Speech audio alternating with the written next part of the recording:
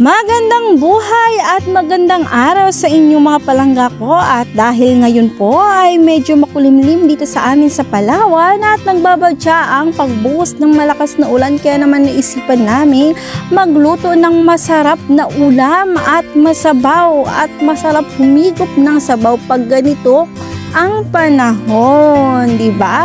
Ayan ang ating recipe for today mga palangga, ay sotanghon soup na mayroong gisadong gulay at giniling na karning baboy at mayroong masarap at masustansyang mushroom. Ayan, ang ating recipe for today ay sotanghon soup with mushroom.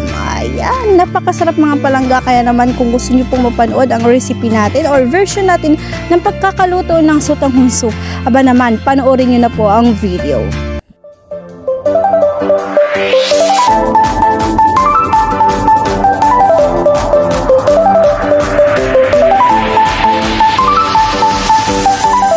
At ayan, mag-start na po tayong magluto. Ayan po yung ating mushroom na napakalapad, o diba, fresh na fresh at bagong pitas mga palangga from the market. At ayan po ang ating carrots, hiniwa ko lang ng pahaba. Ganon din po ang ating sayote, hiniwa ko lang din po ng pahaba at manipis.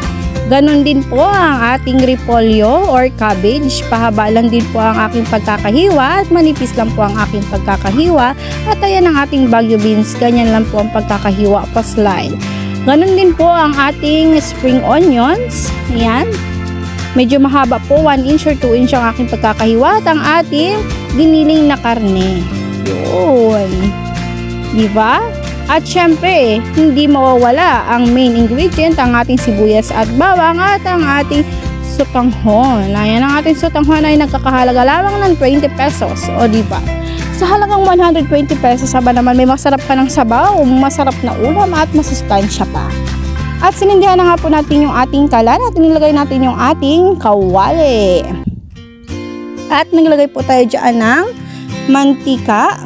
Ayan, at inilagay na rin natin ang ating bawang. O, imekos-mekos na natin at haluin ng maayos para hindi masunog at ipapag-golden brown lang natin yung mga palangga. Yun, mag-mekos-mekos po muna tayo ng ating bawang.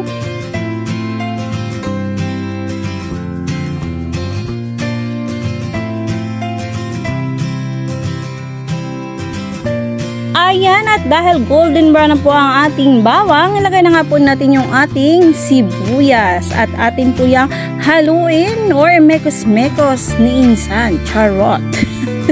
At nilagay po ko dyan mga palangga ng patis, kaya naman na-tornado na yan ni insan. At nilagay po tayo ng paminta. Yun. At ilagay na nga po natin mga palangga ang ating giniling na karne or pork giniling. Ayan. Lutuin po natin yan ng maayos. Ayun. I-mix-mix lang natin or mix-mix lang natin. Yan. At sa point na ito mga palangga, naglagay po tayo ng Knorr liquid seasoning. Ayan. Dahil dagdag flavor at napakasarap ng kanyang amoy or aroma. Ayan. Nilagay na nga po natin yung ating carrots. Mga palangga, napaka-easy lang nitong lutuin at napakabilis lang, napakadali at napakasarap. O diba? At napakasustansya pa. All in na. Ayan, nilagay na nga rin po natin yung ating sayote at inilagay na rin po natin yung ating Baguio beans. At syempre, haluin natin yan mga palangga para mamix po yung ating mga sangkap or ingredient na inilagay. So, ilagay na nga rin po natin yung ating repolyo. Yun. Sunod-sunod na po ang paglagay ko dyan ng gulay mga palangga kasi luto na po yung ating pork giniling. So, at this point po ay lutuin na lang po natin yung ating gulay. At inilagay na nga po natin dyan mga palangga ang ating sandamukal na fresh na mushroom. Kasing fresh ko, charot. Ayan, mamaya mga palangga, hindi na yan siya masyadong mahirap haluin kasi lalanta na po yung ating malalaking mushroom. At this point, maglagay po tayo ng water. Ayan, mga 3 cups of water po ang aking inilagay.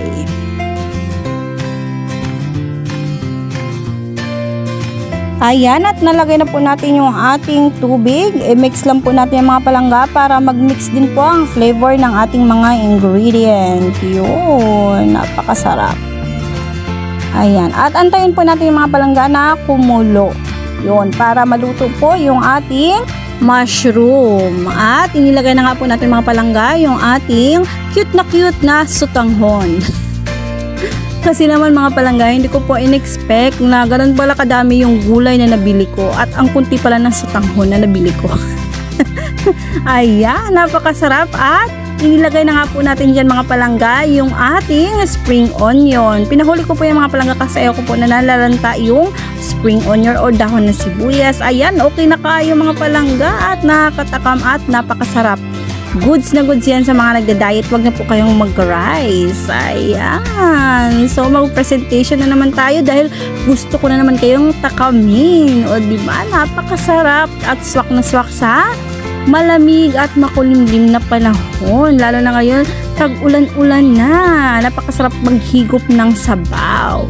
Ayan, mga palangga. Thank you so much po sa panonood ninyo ng aking YouTube channel. Sana naman po mga palangga huwag kayong magsawang manood ng aking mga paluto at patakam. Thank you so much po and don't forget to subscribe and click the notification bell para updated kayo sa aking mga upload. Bye-bye! Sa susunod na upload ng ating patakam.